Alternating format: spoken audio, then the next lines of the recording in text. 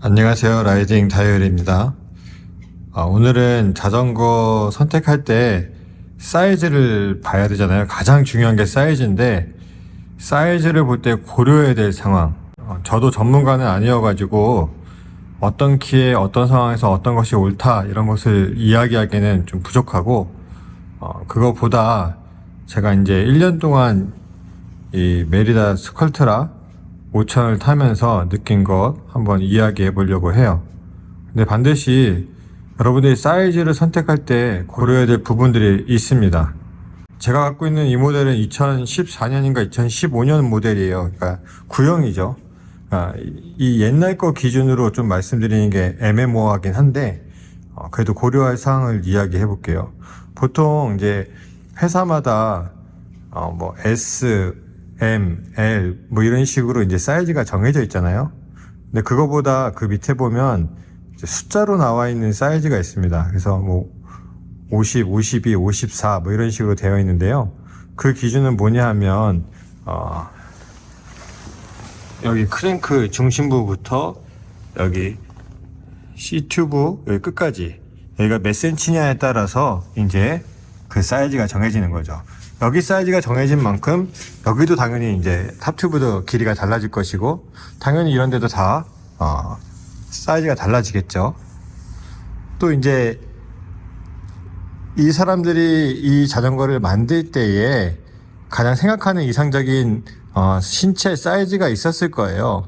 그러다 보니까 거기에 맞게 이 스템 길이도 정해지게 되고, 보통 일반적으로 타시는 분들은 100mm 정도 될 겁니다.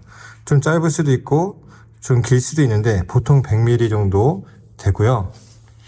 옛날 기준에서 52 사이즈 정도 되면 이 핸들바가 440mm 짜리가 됩니다. 이것도 왜 중요한지 이따 말씀을 드릴게요. 제가 가장 힘들었던 것 중에 하나가 뭐였냐면 요거 크랭크암도 길이가 있었어요. 제가 잘 몰랐어요. 자전거 이제 뭐 키에 따라서 이제 기준표를 보고만 이제 알아봤지 이 길이가 있다는 사실도 잘 몰랐습니다. 그래서 이 길이도 있는데 약 10년 되는 세팅이 어떻게 되어 있냐면 52 사이즈 기준하면 보통 이 크랭크암은 172.5mm가 들어갑니다. 이게 여기서부터 여기까지 기준에서 172.5mm 보면 여기 나와 있을 거예요. 네, 172.5mm 되어 있죠. 그리고 핸들바는 10년 전에는 보통 이 정도 사이즈의 자전거라면 440mm가 들어갔습니다. 보통 그랬습니다. 근데 요즘 추세는 52 사이즈라면 핸들바는 400mm가 들어가고요. 크랭크암 같은 경우에는 170mm가 들어갑니다. 물론 회사에 따라서 좀 다를 수 있고 어떤 모델의 스타일에 따라 좀 다를 수는 있습니다. 근데 이게 전체적으로 작아지는 추세에 있다. 자, 이제 제 기준으로 좀 말씀드리자면 이게 170이었으면 좋겠다는 생각을 많이 했던 게 뭐냐면, 이거 돌리다가 여러분들 그런 경우 있을지 모르겠는데 돌리다가 빠르게 돌리다 보면 텅텅 소리가 날 때가 있어요. 그러면 이게 너무 긴 거예요. 너무 길어서 제가 미처 내 발이 크게 돌리는 거를 미처 따라가지 못하니까 놓치다가 힘을 줘서 따라가다 보니까 텅텅 치는 소리가 나는 게 되는 거죠. 그래서 이게 좀 짧았으면 좋겠다는 생각을 좀 많이 했었고, 그다음에 핸들바도 이게 왜 중요하냐면 440mm를 이제 타다 보니까 너무 내 몸이 이렇게 퍼져 있는 느낌, 이렇게 해서 퍼져 있는 느낌이 드는 거예요. 근데 어느 정도 속도가 올라가면 아시죠? 이게 너무 넓으면 내가 공기의 저항을 많이 받는 것 같고, 그래서 이제 보통 이런 데 자꾸 가잖아요. 그러다가 이제 저번처럼 브레이크 못 잡아서 사고 나기도 하고 그런 경우가 있어서 이게 좀 짧았으면 좋겠다라는 생각을 좀 많이 했었어요. 그리고 또 하나는 여기를 잡잖아요. 근데 살짝 제 몸에 비해서, 제 허리의 유연성에 비해서 멀다라는 느낌이 들었어요. 그래서 이거를 좀 스템을 줄여야 되나 이런 생각도 많이 했었었고, 그 다음에 드롭바를 잡았을 때 이것도 너무 멀게 느껴지는 거예요. 여기 앉아서 여기 잡고 브레이크 하는 게 너무 허리에 부담이 많이 가더라고요. 그래서 이게 좀 줄어들면, 이만큼 왔다 치면 그만큼 잡는 길이가 짧아지잖아요. 그래서 좀 이것도 줄어들었으면 좋겠다라는 생각이 있었고, 이 문제도 좀 있었고, 사이즈를 볼 때 지금 추세는 이게 이제 작아지고 핸들바도 이제 작아지고 있지만 이것도 고려해 봐야 된다라고 여러분들이 생각하셔야 됩니다. 그리고 번외로 말씀드리자면, 제가 사실 올해는 카본으로 좀 바꾸고 싶은 욕망이 있었어요. 왜냐하면 다들 바꾸고 싶잖아요. 그래서 카본으로 바꾸면 좋아지겠지 뭐 이런 생각도 많이 했었는데, 문제는 제가 이제 림 브레이크를 쓰다 보니까 열 변형에 대한 걱정이 컸어요. 이게 뭐 요즘 뭐 그냥 저가형 한 100만 원짜리를 카본 휠을 껴도 열 변형 나면 그냥 버려야 되는 상황들이 오니까, 사실 일반적인 보통 사람들이 특히 유부남이 애들이 있으면서 100만 원을 그렇게 우습게 생각하기에는 너무 좀 어렵다라는 생각을 많이 해서 중간에 포기했었습니다. 그러다가 이제 우연치 않게 좋은 기회가 돼서 기변할 수 있는 기회를 얻게 되었는데, 여러분들이 자전거 구매하실 때, 특히 중고 구매하실 때, 타보실 때 반드시 이 사이즈, 그리고 이 다리 길이 사이즈도 여러분이 고려하셔야 됩니다. 그런 부분들을 사람들이 많이 놓치더라고요. 저도 몰랐었고 아무 생각 없었고 당연히 그런 줄 알았지만 그것도 고려의 대상이 되어야 된다. 제가 이번에 기변한 모델은 똑같이 메리다인데 리액트 5000입니다. 2021년 버전이고 뭐 아시겠지만 이 팀 컬러가 어쩔 수 없이 한정판이 됐죠. 예, 그런 상황에 있는 비운의 팀 컬러를 가지고 있는 리액터 5000, 예, 요 모델로 기변을 했어요. 자, 아까 말씀드린 것처럼 이번에도 사이즈의 이름은 바뀌었습니다. S. 아까 건 SM 이었는데 S로 이름이 바뀌었는데 똑같이 52 사이즈입니다. 52 사이즈고, 그 다음에 아까 말씀드렸던 걸 보면 170이라고 되어 있죠. 그러니까 2.5mm가 줄었습니다. 크기가 2.5mm 줄었는데 그렇게 생각하실 수 있어요. 이게 반지름이 2.5mm니까 돌릴 때는 5mm 차이가 나는 건데 5mm가 무슨 큰 차이가 있을까 그런 생각하실 수 있는데, 여러분도 아시죠? 여기서 5mm는 굉장히 큰 거고 아플 수도 있는 게 안 아플 수도 있는 게 5mm의 차이입니다. 그러니까 이것도 그런 역할을 합니다. 그래서 저 같은 경우에는 이제 한 50km 한번 타봤는데 굉장히 좋았어요. 물론 이제 시대도 지났으니까 울테그라 8000대로 이제 바뀌어 있고요. 그 다음에 아까 말씀드린 것처럼 뒷케이지가 롱케이지로 바뀌었어요. 그래서 지금 뒤에는 이전 거는 28T, 지금은 30T로 되어 있습니다. 그리고 앞으로 스프라켓을 바꿔도 더 큰 걸로 바꿀 수 있게 되는 거죠. 그리고 핸들도 화면상으로는 잘 모를 수 있지만 400mm, 그러니까 4cm가 줄었습니다. 양쪽 2cm가 줄어서 4cm가 토탈 줄었고요. 스텐 길이는 똑같습니다. 그래서 이번에는 이 후드를 잡을 때나 밑에를 잡을 때 훨씬 이전 거보다 편했습니다.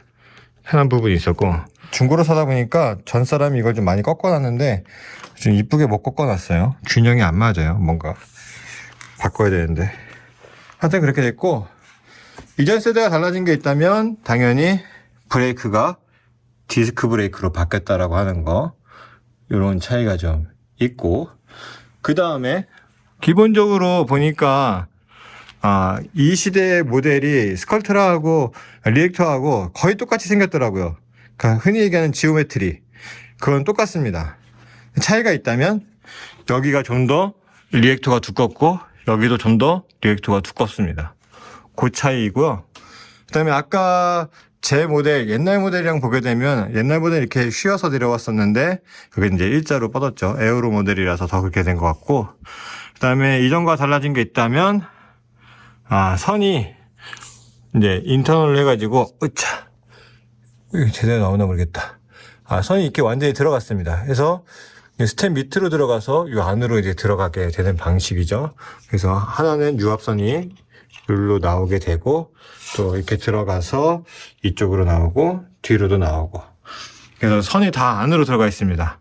전에 거는 이렇게 나와서 이쪽으로 이렇게 들어가는 방식으로 돼 있었죠. 이번에 완전히 풀 인터널로 들어갔다. 그것 때문에 핸들바 바꿔야 되나 그런 생각도 사실 하긴 했어요. 왜냐면 이것조차도 안으로 다 집어넣으려면 핸들바가 이 중간에 뚫려있는 핸들바를 구해서 이렇게 넣어야 되니까 그 생각도 하긴 했는데 좀 오버한 것 같아서 안 했고, 그래서 이번에는 리액터로 바뀌게 됐고, 물론 이제 세대도 많이 바뀌었죠.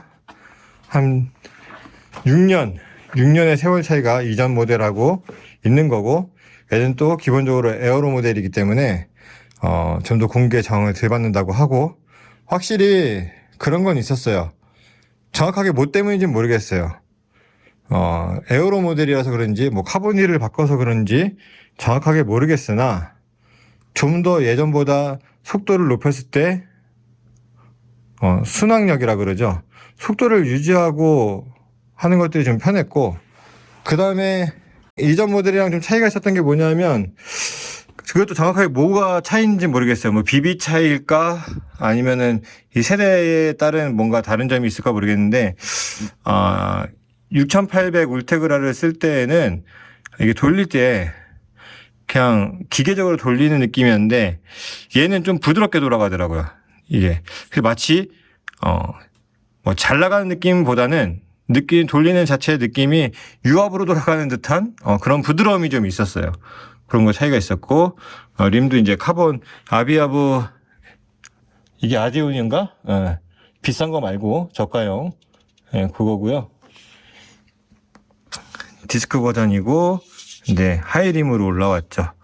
그래서 이런 것들이 다 하면서 전체적으로 좀 자전거 타는 게 편해지긴 했습니다. 그리고 어필에서도 이제 티수가 2개 더 늘어났지만 2개 차이가 크게 나지 않은 것 같을지 몰라도 나름 차이가 있었어요. 그래서 전 거보다 무려 6년 전의 모델보다 무게가 500g 이상 늘어났음에도 불구하고 오히려 편하다. 전체적으로 운영하는 건 편했다. 잘 나가고 이런 거 떠나서 몸이 훨씬 더 편한 느낌을 받았다. 라고 하는 거. 그리고 제가 저번에 사고 나기 전에, 안장, 이거, 이제, 똑같은 거 썼었는데, 사고 나서 이제 바꿨죠. 산마르코로 어쩔 수 없이 바꿨죠. 이제 사고 나면서 부러지는 바람에. 저는 또 이게 잘 맞아가지고, 오히려 이걸로, 순정으로 돌아오면서 오히려 더 편해졌다, 저에게는. 그런 장점이 있습니다. 여러분들도 기변 이제 많이 생각하시고, 또, 바꾸고 싶은 욕망은 항상 있잖아요. 울테그라 DI2로 바꾸고 싶은 욕망이 있어요. 근데, 가격이 너무 올라가더라고요. 계속 올라가더라고요. 돈을 모으는데, 돈을 모은 만큼 올라가요. 골 때리는 상황에 있더라고요. 그래서 그거 포기하고 파워미터라도 달고 싶다. 파워미터도 돈을 모으는 만큼 이게 올라가더라고요. 물론 이제 뭐 아시오마나 이런 게 있겠지만, 저는 이제 크랭크 형식으로 좀 바꾸고 싶었는데, 시마노 걸로. 그것도 좀 어려울 것 같고, 있는 걸로 타야 될 것 같습니다. 그러니까, 사람들이 하는 말이 맞는 것 같아요. 기변이 답인 것 같아요. 기변이 답이지, 업그레이드는 답이 될 수 없을 것 같습니다. 내년 봄에 다시 타게 되면 영상을 올릴 줄 알았는데, 우연치 않게 이렇게 여러 가지 조건들이 맞게 되면서, 이걸 쉽게 가져올 수가 있었습니다. 오늘은 소식은 여기까지고요. 정말 그 다음에 혹시 제가 파워미터를 3월 이전에 구하게 되면, 그때 한번 또 영상을 올려보도록 하겠습니다. 감사합니다.